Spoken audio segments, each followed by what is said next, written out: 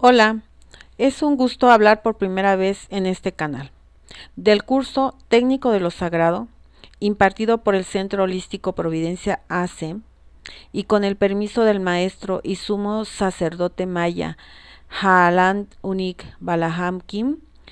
Respetuosamente su servidora Natalia, hago entrega de este trabajito ofrenda, esperando sea agradable al rostro y al corazón.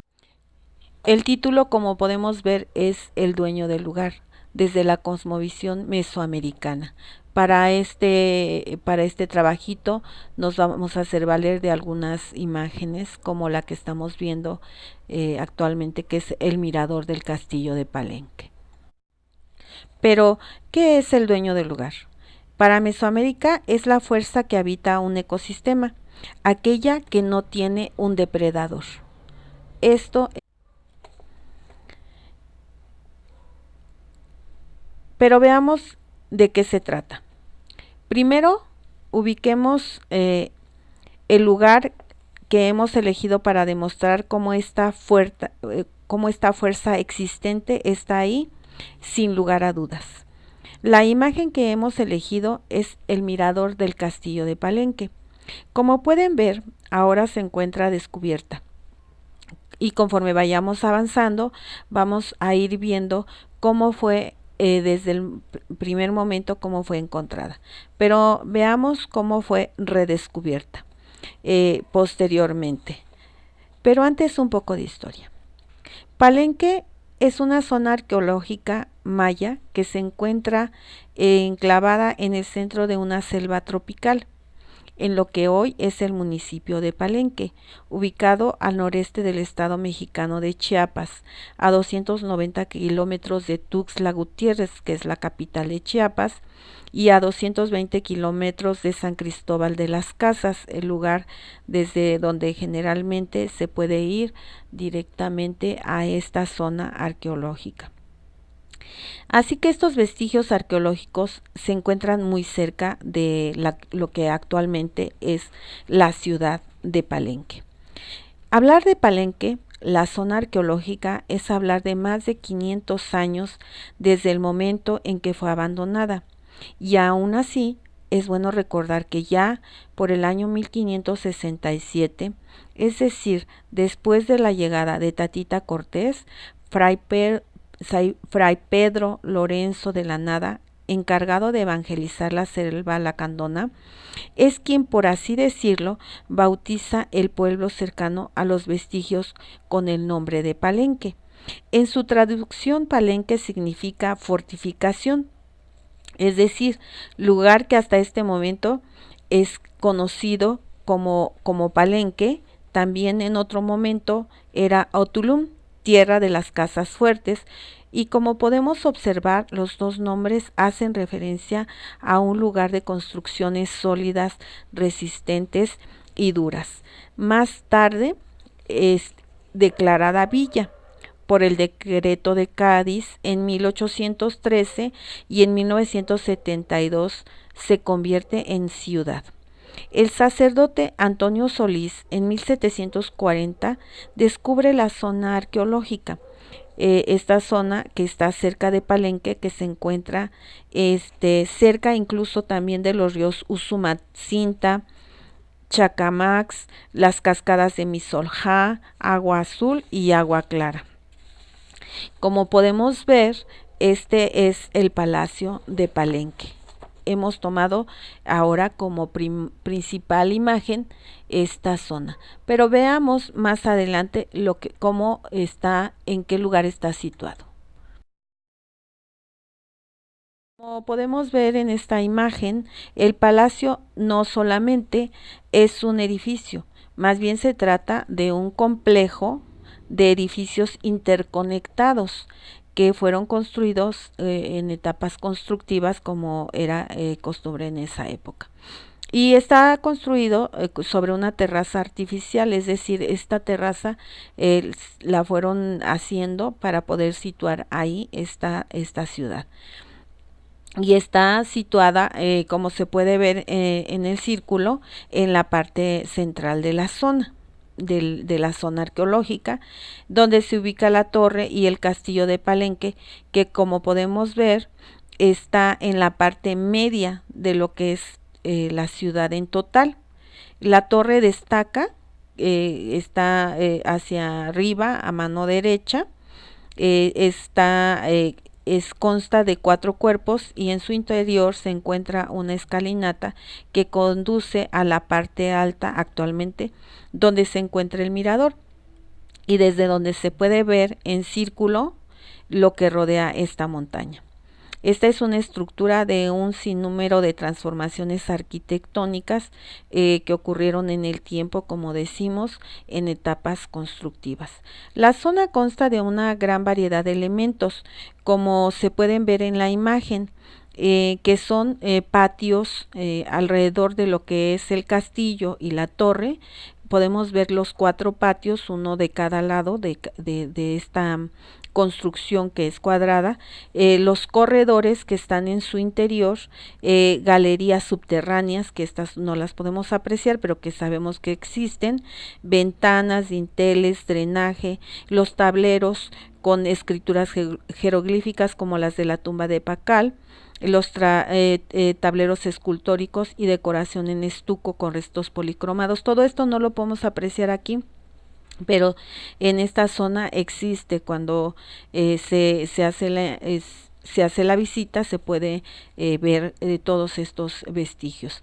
Ahí se encontró, además del palacio, el templo de León, el templo del Conde, parte de lo que era el juego de pelota, el templo de las inscripciones, en donde en la tumba de Pacal. Además, también se pueden apreciar alrededor la selva expectante.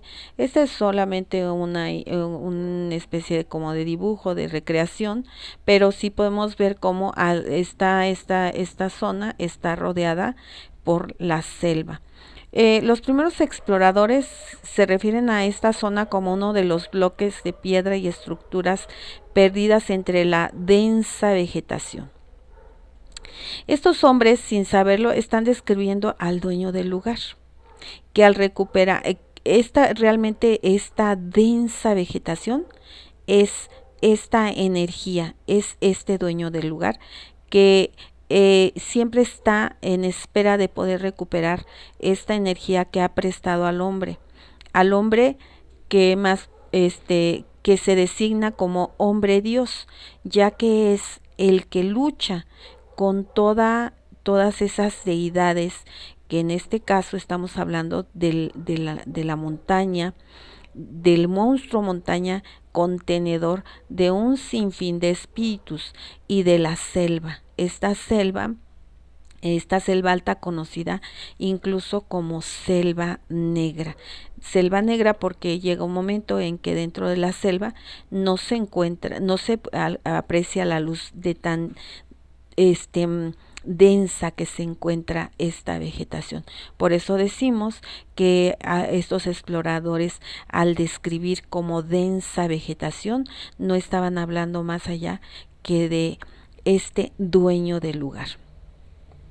El hombre, por tanto, tuvo que luchar contra este monstruo montaña y matar muchas de estos espíritus, luchar, matar, y sobre este cadáver construir el espacio necesario para su pueblo, para legitimar su lugar, para ganar este espacio para su comunidad. Justo de este contenedor de todas estas fuerzas es a lo que en Mesoamérica se le llama, o lo que en Mesoamérica se le llama, el dueño del lugar. Y más lo poderosa que puede ser este monstruo montaña, lo poderosa que puede ser la fuerza que tiene la selva. El hombre Dios, por tanto, es que lucha con toda esta fuerza, con toda esta energía. Y es quien se le denomina así hombre Dios, porque es quien ha estado luchando contra estas fuerzas para tener el derecho de habitar el espacio. Tiene que matar y pasar sobre el cadáver de todos estos espíritus, o de muchos de estos espíritus, para construir la ciudad. Pero el dueño del lugar es la deidad, es el Dios que en cualquier momento va a pedir recuperar su espacio. Aunque el hombre Dios piensa o siente que ha matado a estas deidades, siendo dioses es imposible matarlos, porque los dioses, en cuanto este hombre Dios desaparece, inmediatamente las deidades se apoderan de lo que les pertenece. Y pues nos estamos acercando cada vez más a a cómo este dueño del lugar recupera su espacio. En esta imagen, tomada por el fotógrafo francés Claude Joseph Désiré Charnay en el año de 1863, este fotógrafo es conocido o considerado como pionero, fue explorador, fue arqueólogo, pero principalmente es conocido como pionero de la fotografía arqueológica precolombina. La imagen que vemos es completamente descriptiva por sí sola. En ella se pueden ver el esfuerzo que hacen las personas que se encuentran en la parte baja, despegando del piso esta densa vegetación. Esa vegetación que ha estado invadiendo absolutamente todos los espacios. A este dueño del lugar seguramente también han tenido que contener a los espíritus de todas las fuerzas contenidas en este espacio, como son la flora y la fauna propias de este espacio. Si imaginamos cuántos espíritus encontraron estos exploradores dentro y fuera de la torre, seguramente podremos imaginar cómo dentro podría haber habido nidos de aves, incluso habitado víboras y por supuesto la propia vegetación. Como vemos en la parte baja se aprecian las raíces de los árboles. Ahí por donde se ven las personas se aprecian las raíces de los árboles, parte de la vegetación. Y ellos, claro, trabajando con diferentes instrumentos, despegando a este dueño de este lugar. Este dueño de este lugar se encuentra desde abajo invadiendo en las paredes. Si observamos las paredes, están llenas de vegetación. Esta vegetación ya está pegada. Esta vegetación cubre los techos, cubre parte de las paredes de la torre. La torre es justamente la que se encuentra al fondo, ahí donde se ve a este antropólogo que es el que redescubre estas zonas, ¿sí? Y podemos apreciar cómo esta fuerza, esta naturaleza, dueño del lugar que nunca muere, que renace una y otra vez, constantemente está ahí para recuperar su espacio. Es probable que ese arqueólogo que se encuentra en la torre posando para la fotografía se trate de Alfred P. Maudslay, que fue diplomático, explorador y arqueólogo británico y que conjuntamente con Désiré pudo explorar parte de estos vestigios arqueológicos. Pero regresando al dueño del lugar, podemos apreciar cómo incluso en la parte de lo que conforma el castillo que se encuentra a mano izquierda, las ramas de esta vegetación está ahí presente. Ya para esta fotografía, todos estos trabajadores han quitado parte, despegado parte de lo que es este dueño del lugar. ¿Y a quién tuvieron que contener todos estos exploradores? ¿A quién tuvieron que despegar, que tuvieron que quitar de ese espacio? Pues la fauna que contiene este monstruo montaña, ahí cohabitan armadillos, tejones, mapaches, tlacuaches, zaragatos, que bien pudieron estar dentro de estas construcciones por su tamaño. También ahí cohabitan jabalíes, puercos espín, y en los árboles se pueden encontrar hasta la fecha monos aulladores, y también se encuentran los animales sagrados, las aves sagradas, como el colibrí. El colibrí, que es el encargado de llevar los pensamientos buenos de los hombres. Y también se puede encontrar en este espacio con estos espíritus contenidos en este monstruo montaña, quetzales de hermosos plumajes, que son el símbolo de la abundancia y de la vida. Animales que en Mesoamérica no, por supuesto, no era permitido matar. Solo para estas aves se podían capturar para tomar sus preciosas y preciadas plumas, para ser usadas en los atuendos de los sacerdotes y guerreros de alto rango. También en este lugar existen aves como las chachalacas, las guacamayas y un sinfín de ave. Todos ellos espíritus y son dueños también de este lugar. En este acercamiento ya podemos ver que aún no se ha limpiado esta zona. En esta imagen se puede ver como la vegetación de la selva, tal como si fuera una enorme boca, se está comiendo, está devorando la torre. Así fue como redescubrieron este lugar. El dueño del lugar había ya recuperado parte de su energía, porque como ya lo dijimos, el dueño del lugar es un dios y por tanto este dios nace y renace, nunca muere y siempre está buscando recuperar su lugar. Y si se mantiene controlado, se podrá tener ese espacio para habitarse. Se tendrá que pagar el precio para mantener controlada a este espíritu, para poder tener controlado este lugar. Y el esfuerzo es gigantesco. El costo es económico. El costo incluso puede incluir la vida, porque seguramente para redescubrir esta zona y para construir esta zona se tuvieron que pagar estos precios.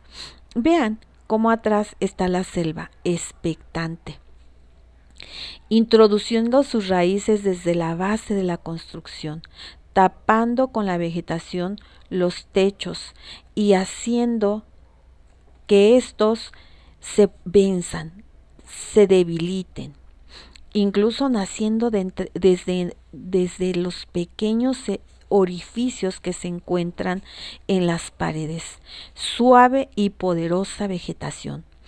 En esta vegetación también se puede encontrar la ceiba, el árbol de la vida, el árbol sagrado, que en sus raíces se encuentra el inframundo y en la copa del árbol se encuentra el supramundo, así como en su tronco se encuentra la vida. Otro animal sagrado a sacrificar es la serpiente.